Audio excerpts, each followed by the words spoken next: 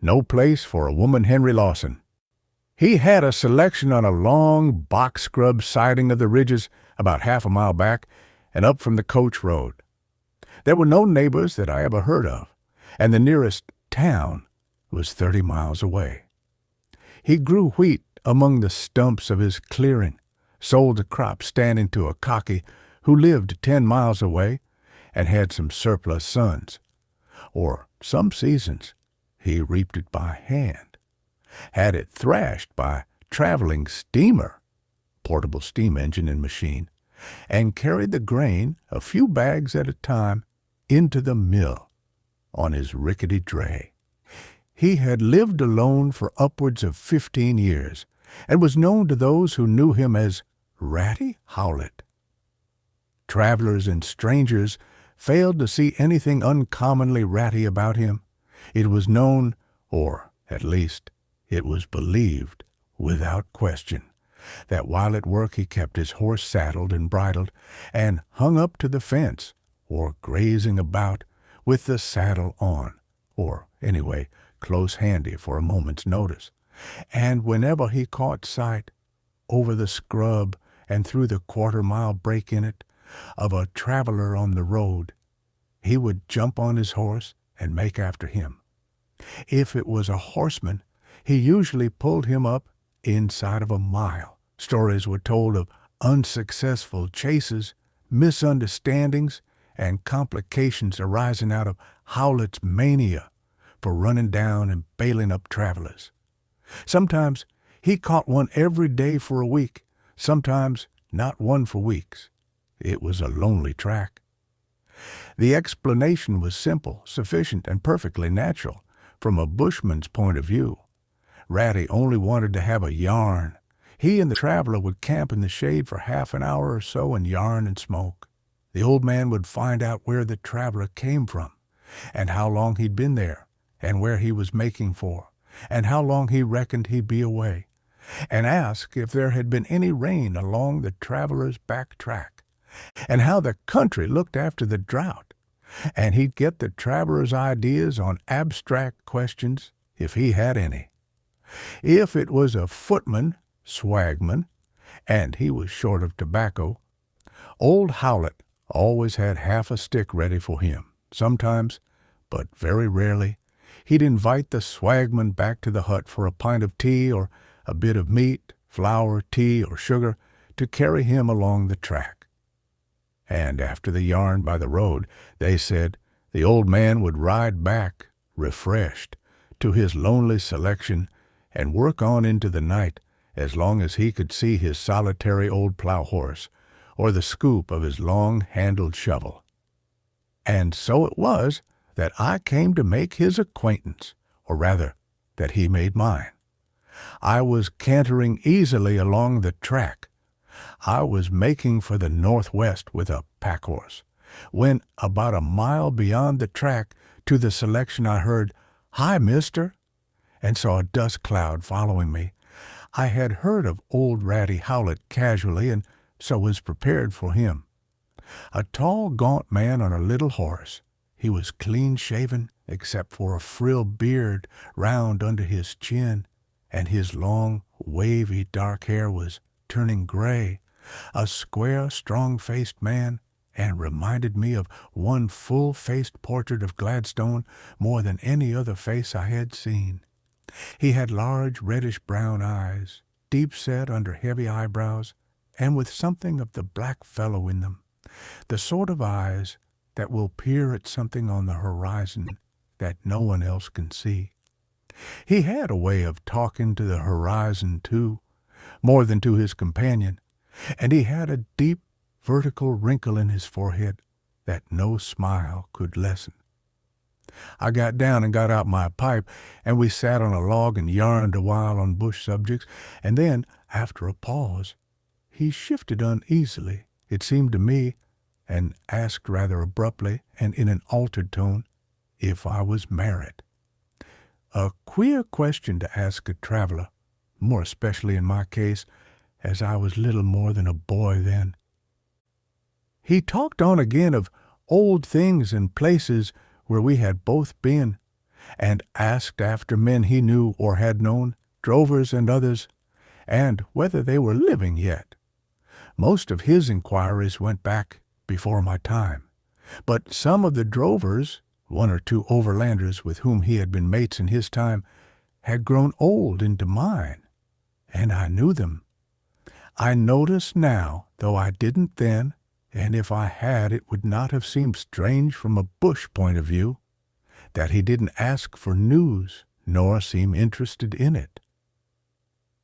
Then, after another uneasy pause, during which he scratched crosses in the dust with a stick, he asked me, in the same queer tone, and without looking at me or looking up, if I happened to know anything about doctoring, if I'd ever studied it. I asked him if anyone was sick at his place. He hesitated and said no. Then I wanted to know why he had asked me that question, and he was so long about answering that I began to think he was hard of hearing. When, at last, he muttered something about my face reminding him of a young fellow he knew of who'd gone to Sydney to study for a doctor.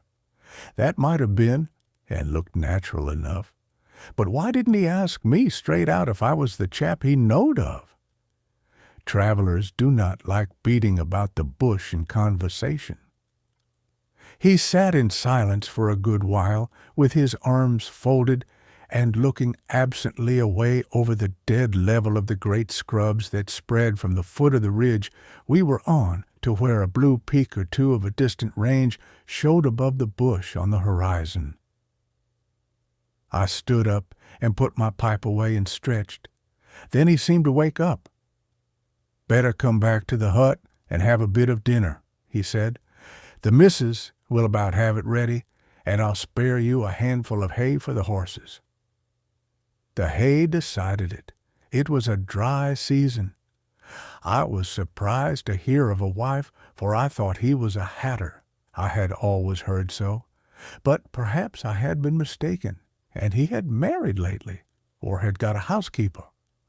The farm was an irregularly shaped clearing in the scrub, with a good many stumps in it, with a broken-down two-rail fence along the frontage, and logs and dog-leg the rest. It was about as lonely-looking a place as I had seen, and I had seen some out-of-the-way, God-forgotten holes where men lived alone.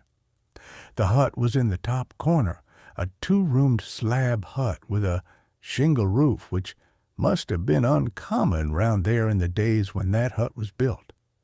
I was used to bush carpentering, and saw that the place had been put up by a man who had plenty of life and hope in front of him, and for someone else beside himself. But there were two unfinished skilling rooms built onto the back of the hut.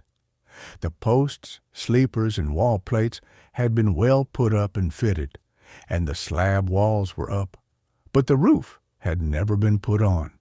There was nothing but burrs and nettles inside those walls, and an old wooden bullock plow and a couple of yokes were dry rotting across the back doorway. The remains of a straw stack, some hay under a bark humpy, a small iron plow, and an old stiff, coffin-headed gray draft horse were all that I saw about the place. But there was a bit of a surprise for me inside, in the shape of a clean white tablecloth on the rough slab table, which stood on stakes driven into the ground. The cloth was coarse, but it was a tablecloth, not a spare sheet put on in honor of unexpected visitors, and perfectly clean. The tin plates, pannikins, and jam tins that served as sugar bowls and salt cellars were polished brightly. The walls and fireplace were whitewashed, the clay floor swept, and clean sheets of newspaper laid on the slab mantel shelf, under the row of biscuit tins that held the groceries. I thought that his wife, or housekeeper, or whatever she was a clean and tidy woman about a house. I saw no woman, but on the sofa, a light wooden batten one, with runged arms at the ends, lay a woman's dress on a lot of sheets of old, stained, and faded newspapers. He looked at it in a puzzled way, knitting his forehead, then took it up absently and folded it. I saw then that it was a riding skirt and jacket. He bundled them into the newspapers and took them into the bedroom. "The wife was going on a visit down the creek this afternoon," he said rapidly and without looking at me, but stooping as if to have another look through the door at those distant peaks. "I suppose she got tired of waiting and went and took the daughter with her. But never mind, the grub is ready." There was a camp oven with a leg of mutton and potatoes sizzling in it on the hearth, and billies hanging over the fire.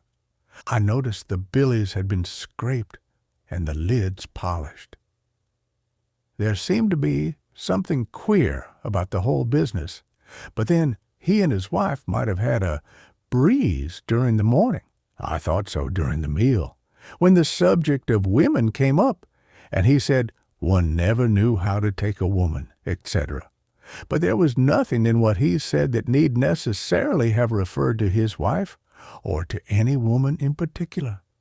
For the rest, he talked of old bush things, droving, digging, and old bush ranging, but never about live things and living men, unless any of the old mates he talked about happened to be alive by accident.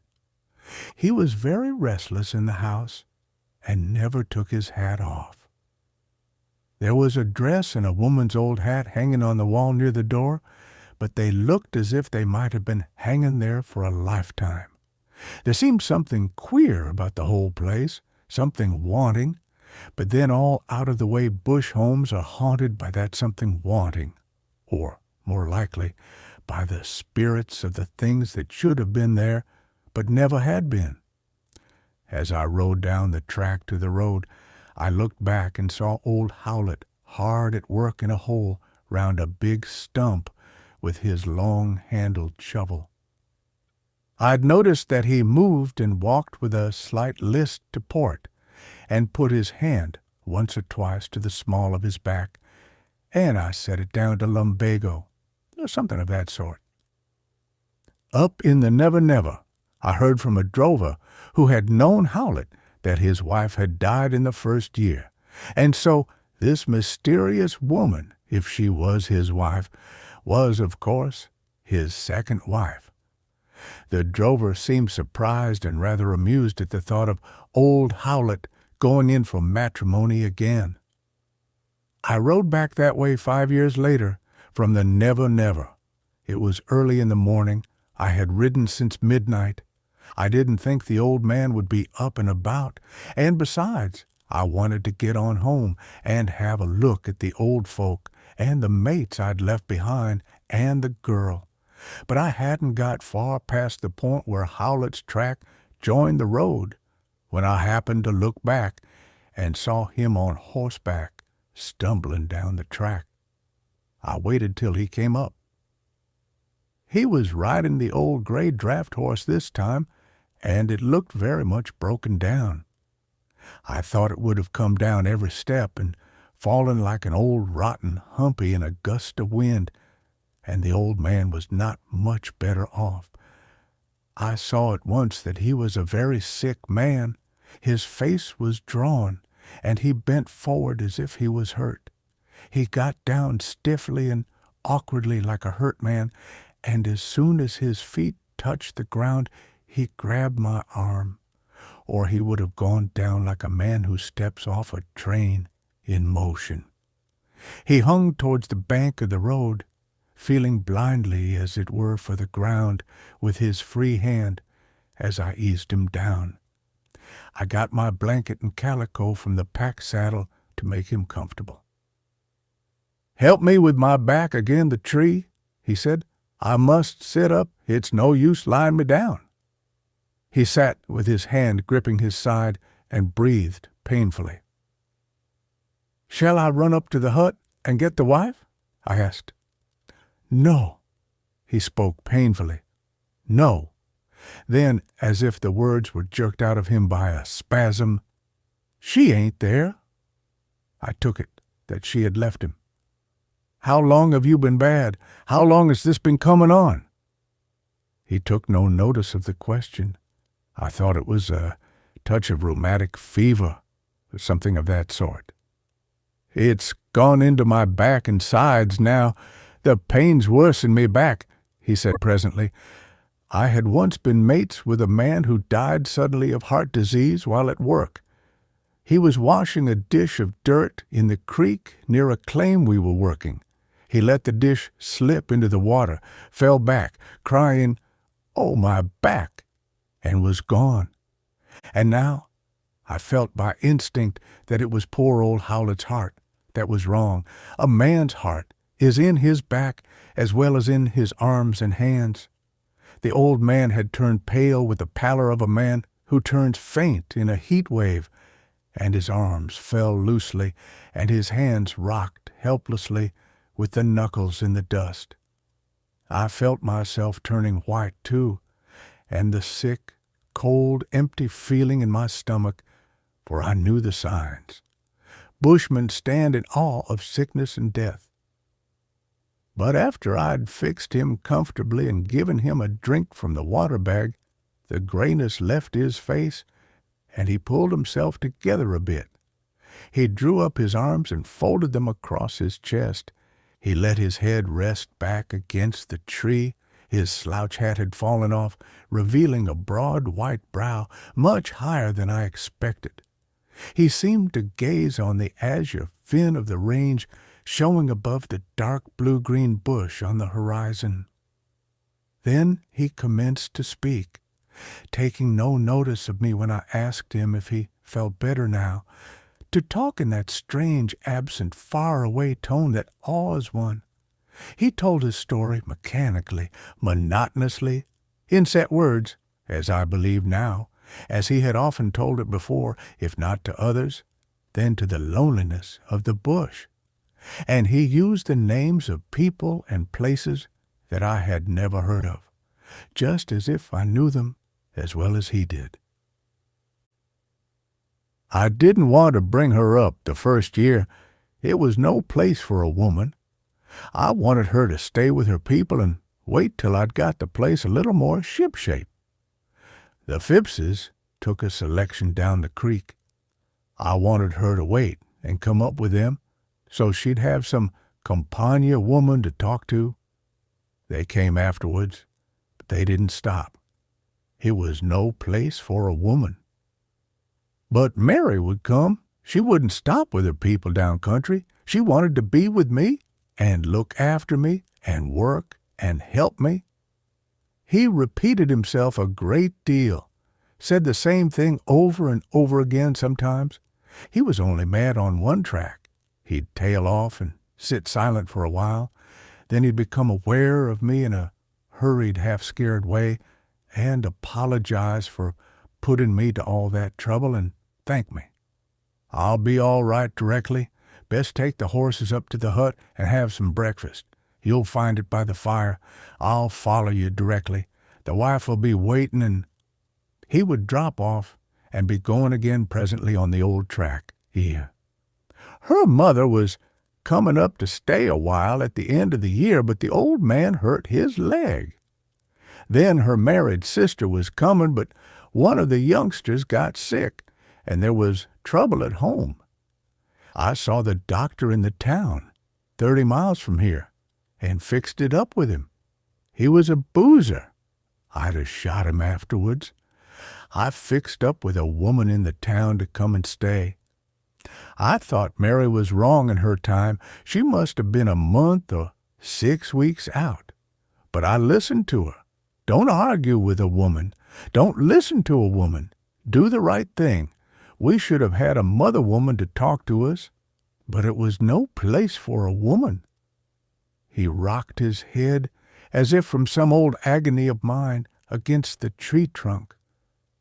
She was took bad suddenly one night, but it passed off. False alarm. I was going to ride somewhere, but she said to wait till daylight. Someone was sure to pass.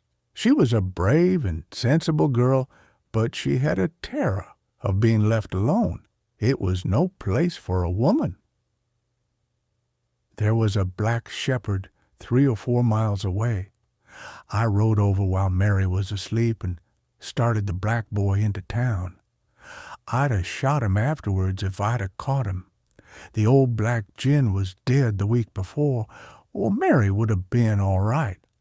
She was tied up in a bunch with strips of blanket and greenhide and put in a hole, so there wasn't even a gin near the place. It was no place for a woman. I was watching the road at daylight, and I was watching the road at dusk. I went down in the hollow and stooped down to get the gap again the sky, so's I could see if anyone was coming over. I'd get on the horse and gallop along towards the town for 5 miles, but something would drag me back, and then I'd race for fear she'd die before I got to the hut. I expected the doctor every 5 minutes. It come on about daylight next morning. I ran backwards and forwards between the hut and the road like a madman, and no one come. I was running amongst the logs and stumps and falling over them when I saw a cloud of dust hagen sunrise. It was her mother and sister in the spring cart, and just catching up to them was the doctor in his buggy with the woman I'd arranged with in town. The mother and sister was staying at the town for the night when they heard of the black boy. It took him a day to ride there. I'd have shot him if I'd have caught him ever after. The doctor'd been on the drunk. If I'd had the gun and known she was gone, I'd have shot him in the buggy. They said she was dead, and the child was dead too. They blamed me, but I didn't want her to come. It was no place for a woman. I never saw them again after the funeral. I didn't want to see them any more. He moved his head wearily against the tree, and presently drifted on again in a softer tone. His eyes and voice were growing more absent and dreamy and far away. About a month after, or a year, I lost count of the time long ago, she came back to me. At first she'd come in the night, then sometimes when I was at work and she had the baby, it was a girl in her arms. And by, she came to stay altogether. I didn't blame her for going away that time. It was no place for a woman. She was a good wife to me. She was a jolly girl when I married her. The little girl grew up like her. I was going to send her down country to be educated. It was no place for a girl. But a month or a year ago, Mary left me and took the daughter, and never came back till last night. This morning, I think it was. I thought at first it was the girl with her hair done up and her mother's skirt on to surprise her old dad. But it was Mary, my wife, as she was when I married her. She said she couldn't stay, but she'd wait for me on the road. On the road. His arms fell, and his face went white. I got the water bag. Another turn like that, and you'll be gone, I thought, as he came to again. Then I suddenly thought of a shanty that had been started when I came that way last, 10 or 12 miles along the road toward the town. There was nothing for it but to leave him and ride on for help, and a cart of some kind. You wait here till I come back, I said. I'm going for the doctor. He roused himself a little. Best come up to the hut and get some grub. The wife will be waiting. He was off the track again. Will you wait while I take the horse down to the creek? Yes, I'll wait by the road. Look, I said, I'll leave the water bag handy. Don't move till I come back. I won't move. I'll wait by the road, he said. I took the pack horse, which was the freshest and best, threw the pack saddle and bags into a bush, left the other horse to take care of itself, and started for the shanty, leaving the old man with his back to the tree, his arms folded and his eyes on the horizon. One of the chaps at the shanty rode on for the doctor at once, while the other came back with me in a spring cart. He told me that old Howlett's wife had died in childbirth the first year on the selection. She was a fine girl, he'd heard. He told me the story as the old man had told it, and in pretty well the same words, even to giving it as his opinion that it was no place for a woman, and he hatted and brooded over it till he went ratty. I knew the rest.